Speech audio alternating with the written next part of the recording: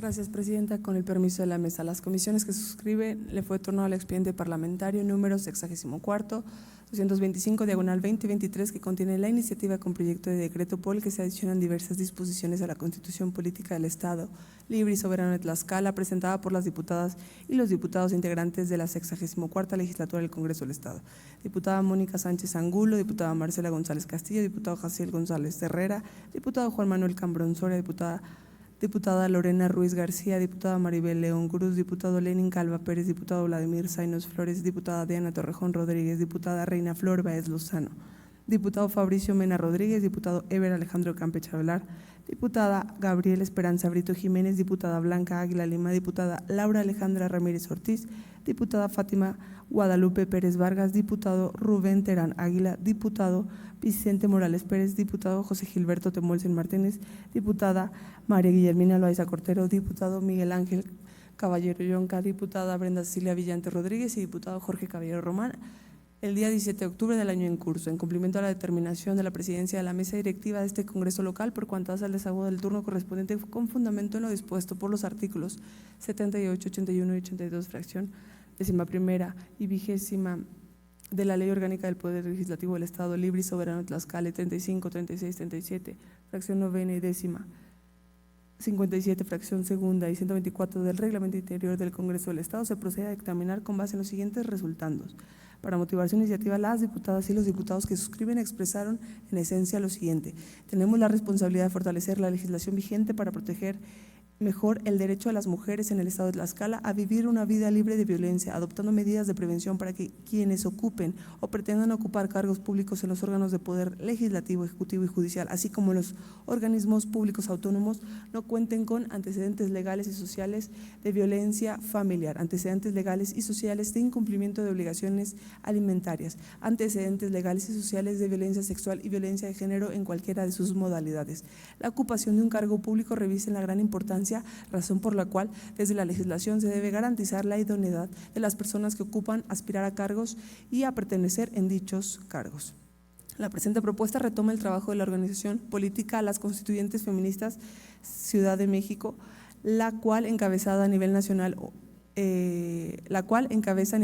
una iniciativa denominada la 3DT Violencia de Género, la cual propone como requisito para ocupar cargos de elección popular o para desempeñarse y quienes se desempeñan en el servicio público 3 demandas básicas: no ser deudor de pensión alimenticia, no ser acosador sexual y no ser agresor por razones de género, bajo la premisa consistente en que los representantes y servidores públicos deben respetar los derechos de las mujeres como un acto obligatorio y no voluntario. Para que las disposiciones propuestas en esta iniciativa sean eficaces, las instancias encargadas de llevar a cabo el registro de candidaturas, la designación, nombramiento y reclutamiento de las y los servidores públicos a cualquier cargo o puesto público deben allegarse a información que genere suficiente convicción para garantizar que las personas interesadas no tienen antecedentes como agresores e instrumenten políticas públicas que lo garanticen. Es claro que los antecedentes de agresión como impedimento para ocupar un cargo público en el estado de Tlaxcala no se limitan a lo que haya acontecido o esté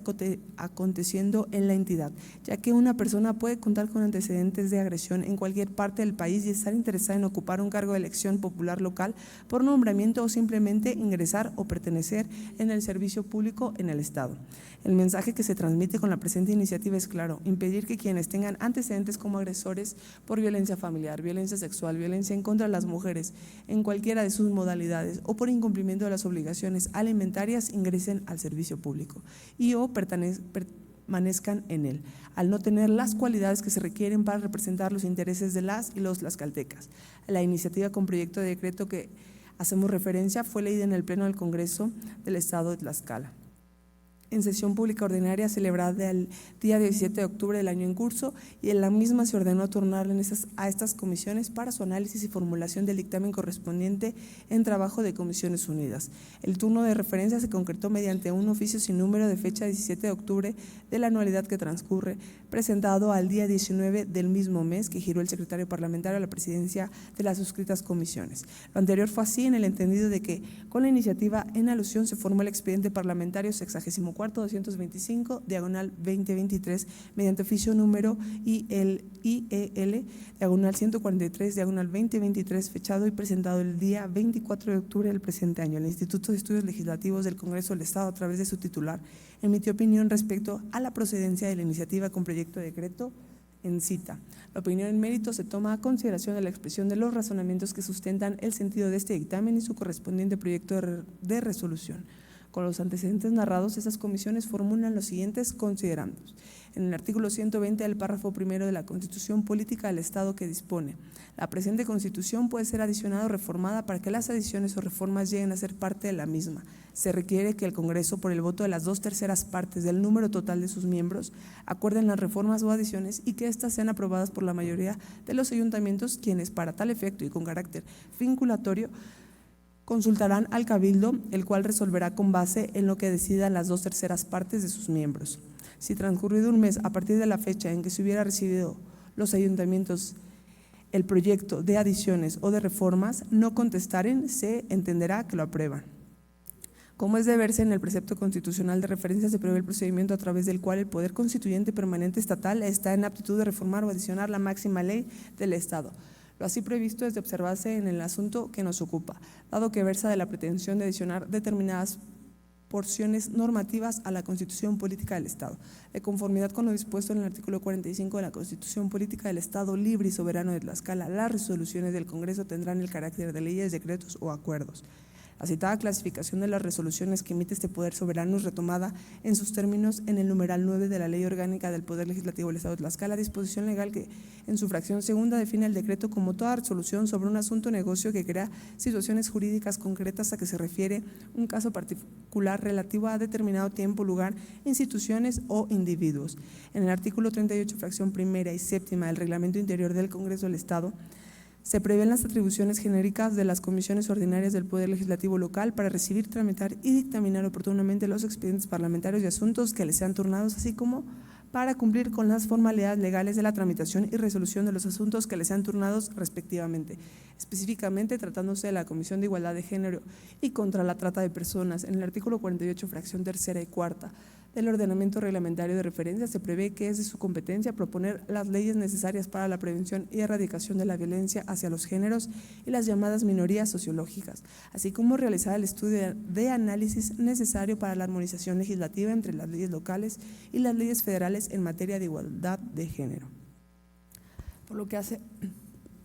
a la competencia de la Comisión de Puntos Constitucionales, Gobernación y Justicia de Asuntos Políticos, en su artículo 57, fracción segunda del reglamento invocado, se establece que le corresponde conocer de las iniciativas de reformas, adiciones y derogaciones a la Constitución. Por ende, dando que la materia a analizar consiste precisamente en una iniciativa con proyecto de decreto en el que se planteó la implementación de adiciones a diversas disposiciones de la Constitución Política del Estado, en lo relativo a establecer prohibiciones para aspirar o para ejercer determinados cargos de elección popular o por nombramiento, cuando la persona en cuestión tenga antecedentes de haber incurrido en violencia de género, haber cometido algún delito sexual o ser deudor alimentista. Todo aquello con la pretensión de evitar el acceso al servicio público a quienes incurren en conductas contrarias a la igualdad de género. Es de concluirse que las suscritas comisiones es competente para dictaminar al respecto. A efecto de proveer las proposiciones contenidas en la iniciativa, se razona como sigue. La Organización de las Naciones Unidas ha definido a la violencia contra las mujeres como todo acto de violencia de género que resulte o pueda tener como resultado un daño físico, sexual o psicológico para la mujer, inclusive la amenaza de tales actos, la coacción o la privación arbitraria de la libertad, tanto si se produce en la vida pública como en la privada. En las 2 últimas décadas se ha avanzado notoriamente en el estudio científico de la violencia contra las mujeres, distinguiendo sus tipos y modalidades. A partir de las notas que caracterizan cada manifestación de violencia en su contra y en seguimiento a ello, se ha legislado en la materia a nivel federal o nacional en el ámbito local. Distinguiendo los tipos y modalidades de violencia contra las mujeres, ha sido factible conceptualizarlos y establecer regulaciones específicas para que cada especie de violencia contra las mujeres sea procurado para tener prevención, combate y erradicación. En la Ley General de Acceso a las Mujeres a una Vida Libre de Violencia y en la Ley que garantiza el acceso a las mujeres a una vida libre de violencia en el Estado, se contemplan entre otros tipos de violencia que se ejercen contra las mujeres: la violencia física, la violencia económica y la violencia sexual. Asimismo, entre las modalidades de violencia aludidas se señala la violencia en el ámbito familiar, la violencia política en razón de género y la violencia feminicida. En el actual contexto institucional generalizado, se ha determinado como prioritario que el actuar del poder público y de los órganos dotados de la autonomía sea guiado por la perspectiva de género, a fin de procurar la igualdad sustantiva entre mujeres y hombres. Siendo así, se ha estimado que en la actualidad deviene inadmisible que quienes ejerzan algún tipo de cargo público sean personas que incurran en violencia contra las mujeres. Lo anterior es así bajo la premisa de que las instituciones del sector público deben ser las encargadas de promover y garantizar la observancia de los derechos de las mujeres y por ende de proveer la realización de la mencionada igualdad sustantiva entre mujeres y hombres, pero resulta claro que no podrá ser así. Si las personas servidoras públicas que representan, dirigen o prestan sus servicios a los entes públicos son en realidad transgresoras de los derechos de las mujeres por incurrir en violencia por razones de género. Por ello, se ha hecho necesario establecer que quienes incurran en violencia contra las mujeres con mayor razón en el ámbito familiar o de algún tipo económico, sexual o hasta en la modalidad de feminicida no deban ocupar algún cargo en el ámbito público, conforme a lo que viene exponiendo mediante el decreto publicado en el Diario Oficial de la Federación el día 13 de abril del año 2020, se conceptualizó la violencia política contra las mujeres en razón de género a través de sendas reformas en la Ley General de Acceso a las Mujeres a una Vida Libre de Violencia y a la Ley General de Instituciones y Procedimientos Electorales. Al respecto, en los artículos 20 bis de la Ley General de Acceso a las Mujeres a una Vida Libre de Violencia y